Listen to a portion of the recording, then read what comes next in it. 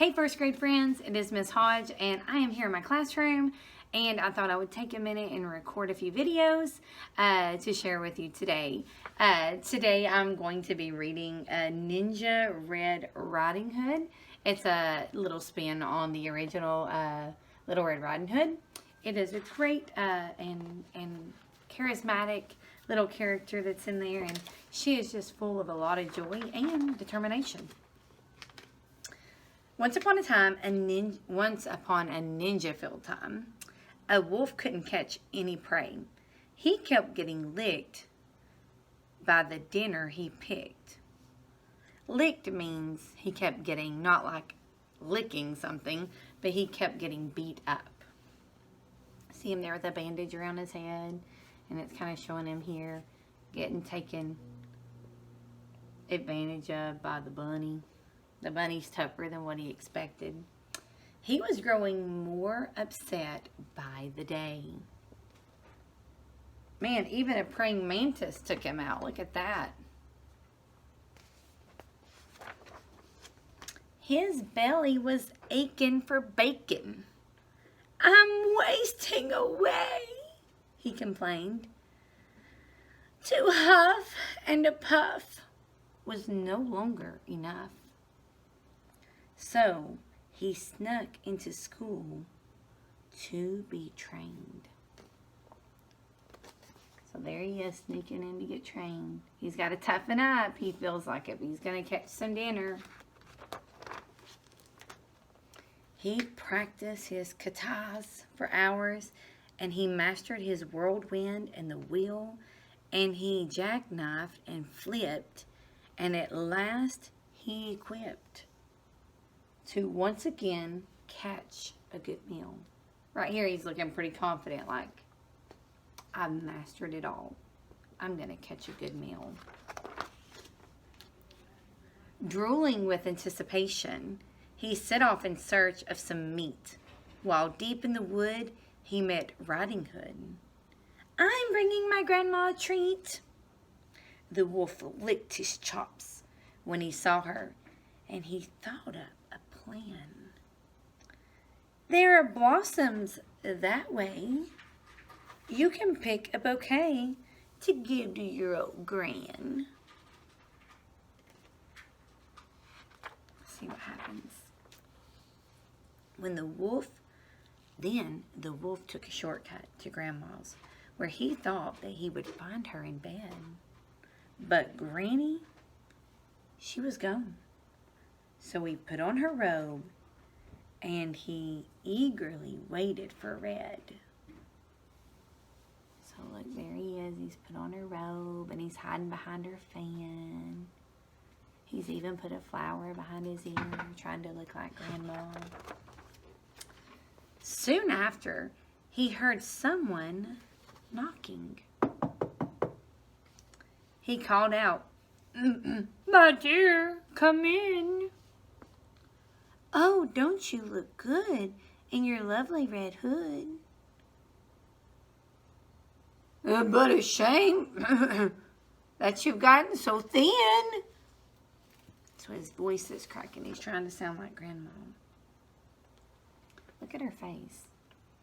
She's sort of looking at him like, "Grandma, you sound weird." Little Red took a look at her granny and said, "What on earth did you do?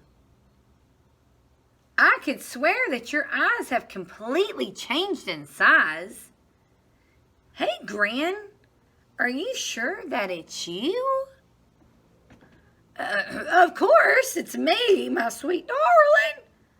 The better to see you with, my dear." "Your ears are so long. Something really seems wrong." "Oh, my dear girl, the better to hear you." Little Red seems really confused. Oh my goodness. I'm not going to show you this page after I read it because it's so funny. And those biceps, my gosh, they look massive. And your triceps are immense. And the wolf said, better to hugging, her granny said, shrugging. Dear Red, that's just plain common sense. I can hug you better. And those teeth, they look so much sharper. Oh, yes, all the better to chew. Look how she's inspecting. She's like, something is not right here. She's like looking at his teeth. She's like, something is not right here. And he jumped out of bed to gobble up Red. Oh my. Look, his fake eyelashes flew off. That's so funny. Oh my. Let's see what happens. Uh-oh. She had gone to ninja school too. This is going to be interesting. She grappled and sideswiped and twisted and escaped from his clutches unscathed. She attempted to lock, but he managed to block. They appeared to be evenly matched. That means they were both just as wise in the fight, and they both were equally as strong. Just then, they both heard someone chopping. A woodsman? Red thought, but instead, it was Gran in her GI. She had just come from the Tai Chi. Don't you dare harm a hair on her head. Uh-oh. And look what color her belt is. She's a black belt. I bet Granny's a little tougher. The wolf took a swing at that instant, but Red dodged the attack. She got a good grip, threw him over her hip, and the wolf wound up flat on his back. Red's pretty strong as well. I'll skedaddle, the wolf said in anguish as he struggled back up on his feet. Just a second, you beast.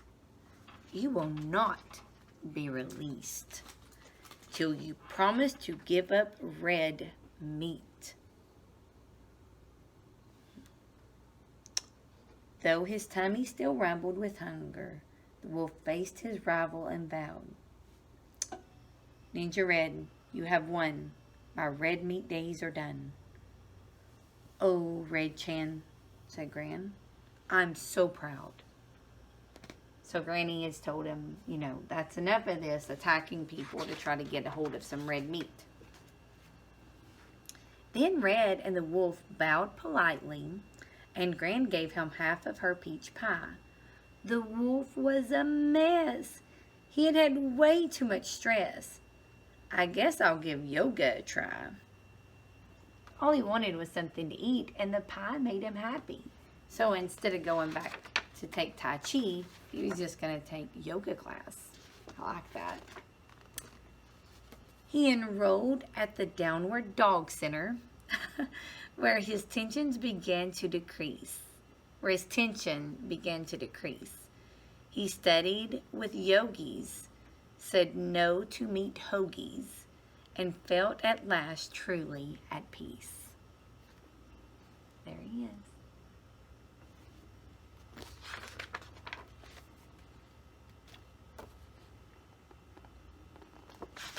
That was a great little book. Thank you so much for listening to Ninja Red Riding Hood today. I look forward to reading more books to you. And like always, I say, please check out the other videos and know that all the first grade teachers are missing you so much. And we look forward to seeing your sweet faces again. Be safe and have fun. Till we see each other again. Bye-bye.